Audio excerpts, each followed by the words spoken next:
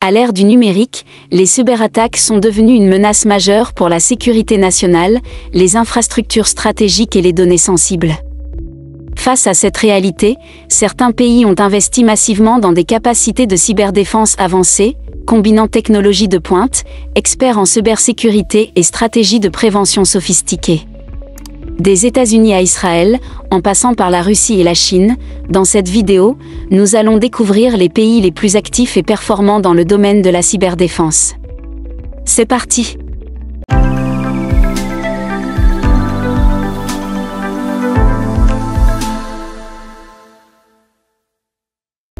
On peut tout d'abord parler des États-Unis, qui figurent parmi les nations les plus avancées et les plus actives en matière de cyberdéfense, jouant un rôle clé dans la protection de leurs infrastructures critiques, de leurs institutions gouvernementales et de leurs intérêts stratégiques à l'échelle mondiale. Ainsi, face à la montée des cybermenaces, Washington a investi massivement dans le développement de capacités offensives et défensives dans le cyberspace.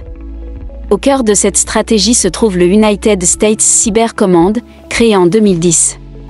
Cet organisme est chargé de planifier, coordonner et conduire les opérations de cybersécurité pour les forces armées américaines.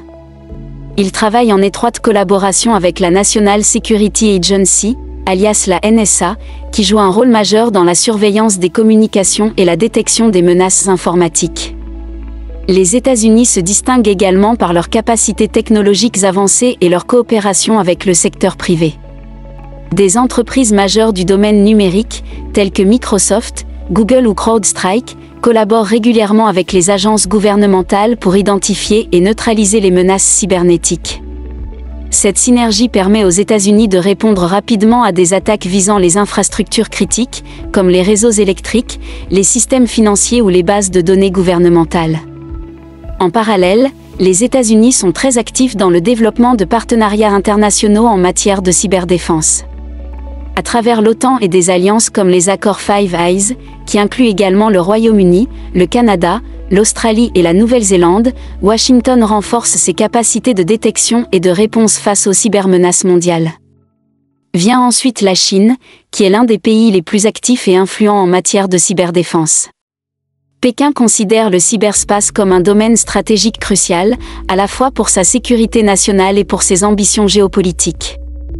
Ainsi, la cyberdéfense chinoise est étroitement liée à son armée, en particulier à la Force de soutien stratégique, alias SSF, une branche clé de l'Armée populaire de libération créée en 2015. Cette entité est chargée des opérations dans les domaines de la guerre électronique, de la cyberdéfense et des opérations spatiales. La SSF joue un rôle central dans le développement des capacités défensives et offensives de la Chine, notamment en menant des activités de renseignement, d'espionnage industriel et de surveillance numérique. De plus, la Chine s'appuie également sur un vaste écosystème technologique, impliquant des entreprises nationales et des instituts de recherche. Des géants comme Huawei, Alibaba et Tencent collaborent étroitement avec les autorités chinoises pour renforcer la sécurité des réseaux et des infrastructures numériques du pays. La Chine a également mis en place un puissant système de surveillance interne, souvent appelé la Grande Muraille numérique, qui contrôle strictement l'accès à l'information et protège les systèmes gouvernementaux des menaces extérieures. Sur le plan offensif, la Chine est souvent accusée d'être impliquée dans des cyberattaques ciblées visant des entreprises, des gouvernements et des institutions stratégiques dans le monde entier.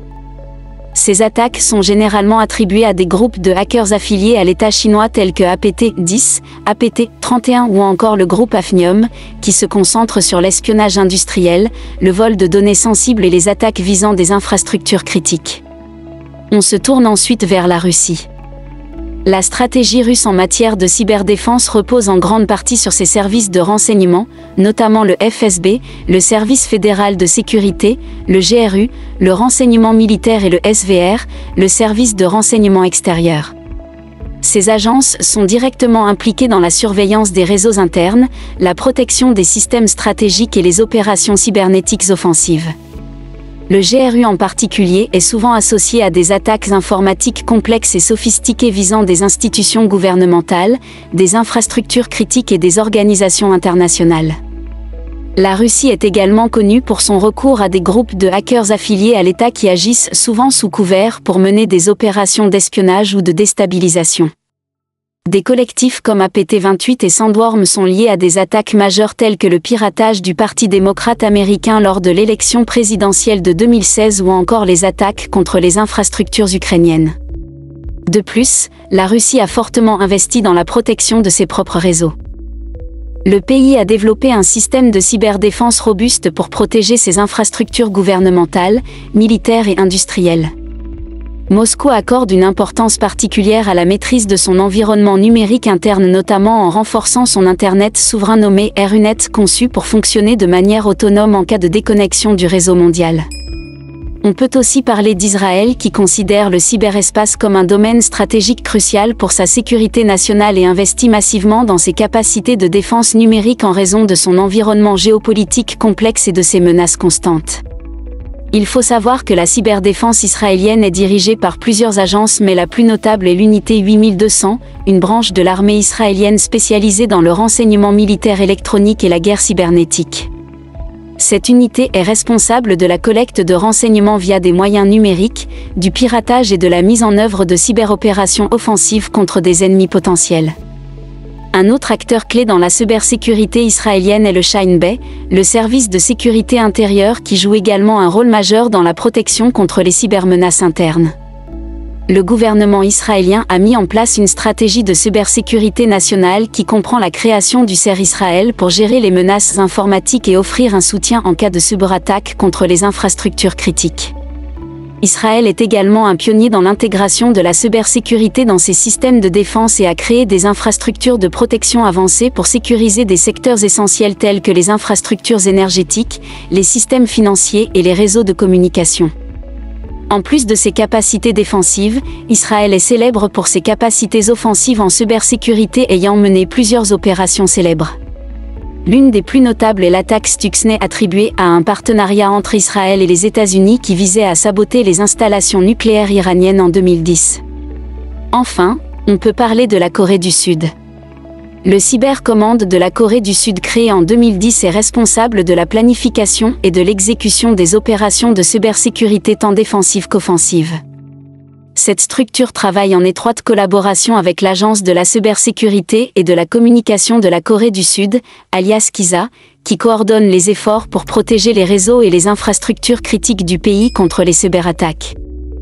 La cybersécurité en Corée du Sud est particulièrement importante car le pays dispose de certains des réseaux Internet les plus rapides et les plus connectés au monde, ce qui en fait une cible attrayante pour les cyberattaques.